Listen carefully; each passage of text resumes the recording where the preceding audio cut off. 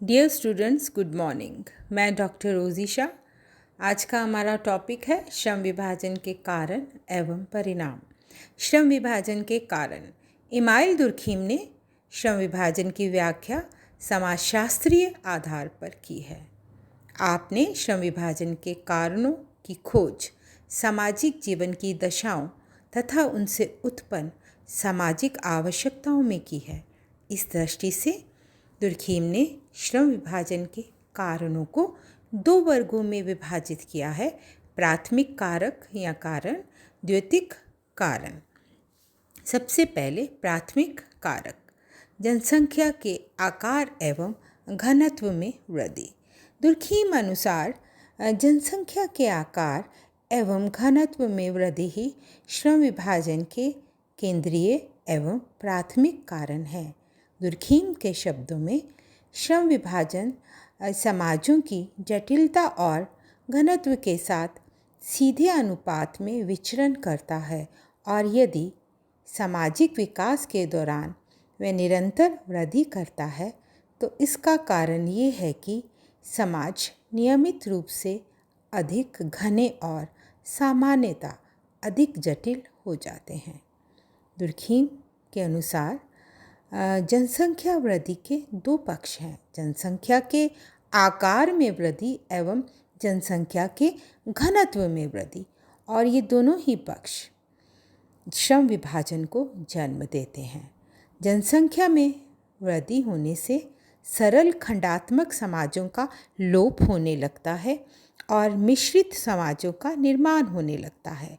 जनसंख्या विशेष केंद्रों पर इकट्ठी होने लगती है। जनसंख्या के घनत्व को दुर्खीम दो भागों में बांटते हैं: भौतिक घनत्व, जब शारीरिक दृष्टि से लोगों का एक ही स्थान पर एकत्रित होना भौतिक घनत्व है। नैतिक घनत्व, भौतिक घनत्व के परिणाम स्वरूप लोगों के पारस्परिक संबंध बढ़ते हैं, जिससे उनकी क्रियाओं व प्रतिक्रियाओं में वृद्धि होती है।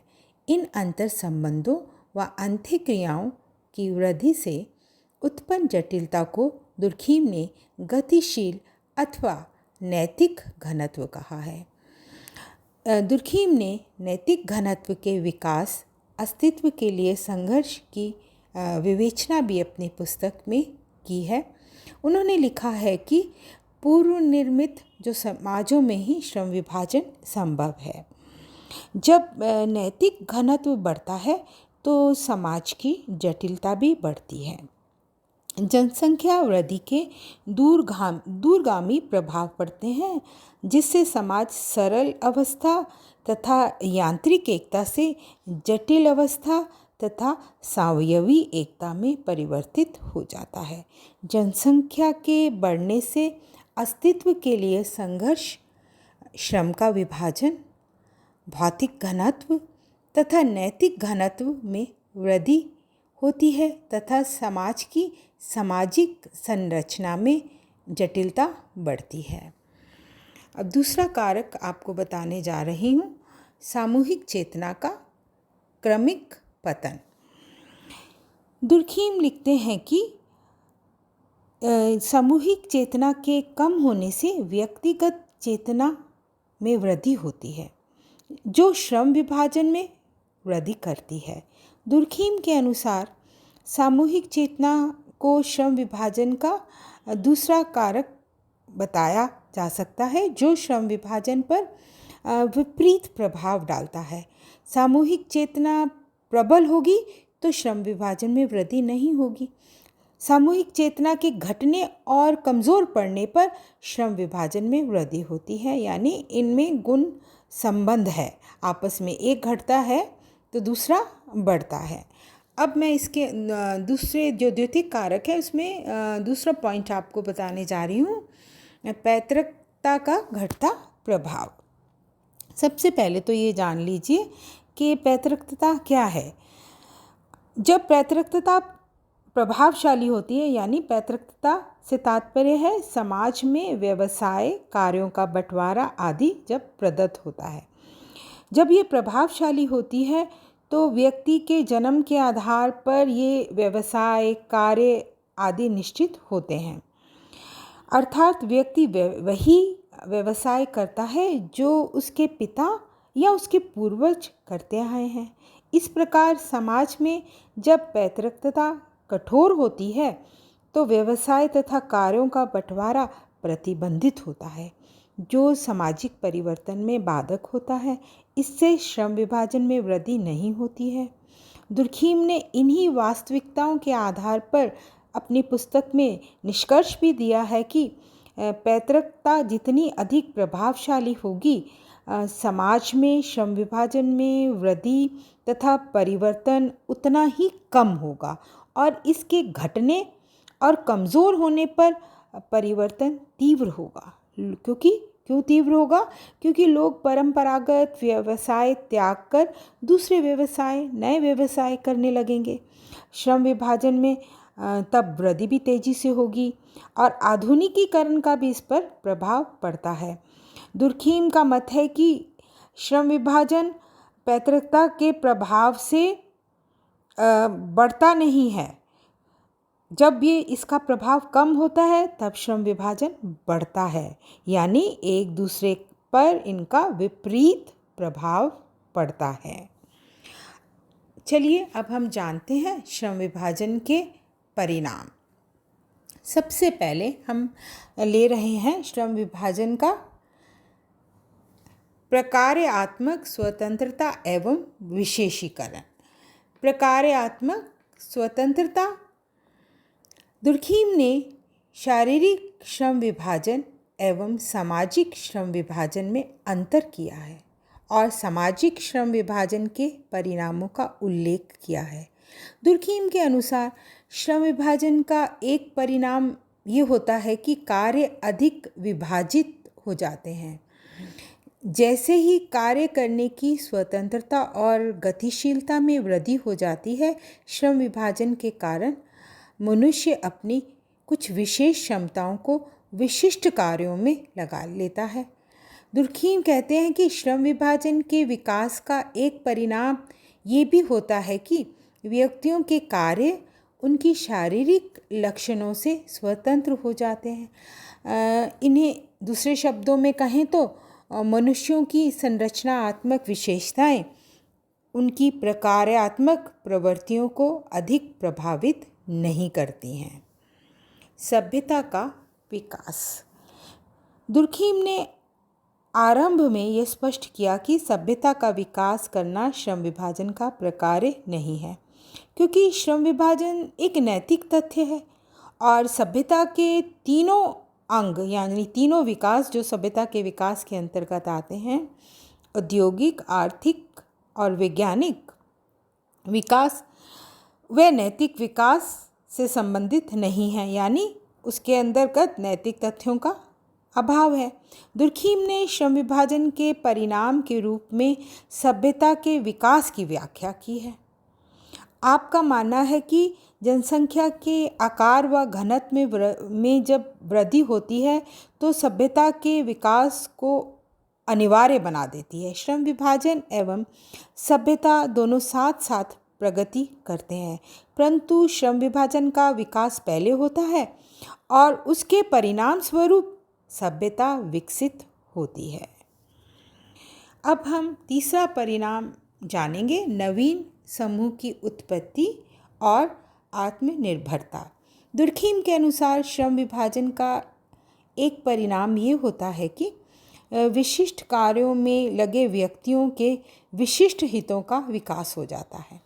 इन विशिष्ट स्वार्थों की रक्षा करने के उद्देश्य से विशेष वर्गों व समूहों का निर्माण हो जाता है।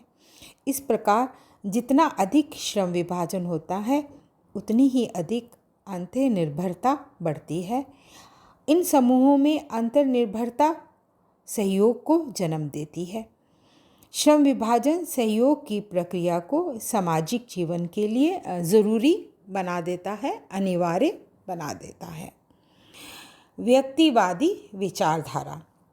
दुर्खीम के अनुसार श्रम विभाजन के परिणाम स्वरूप व्यक्तिगत चेतना का उदय होता है और सामूहिक चेतना का नियंत्रण कम हो जाता है। व्यक्तिगत स्वतंत्रता और विशिष्टता व्यक्तिवादी विचारधारा को जन्म देती है।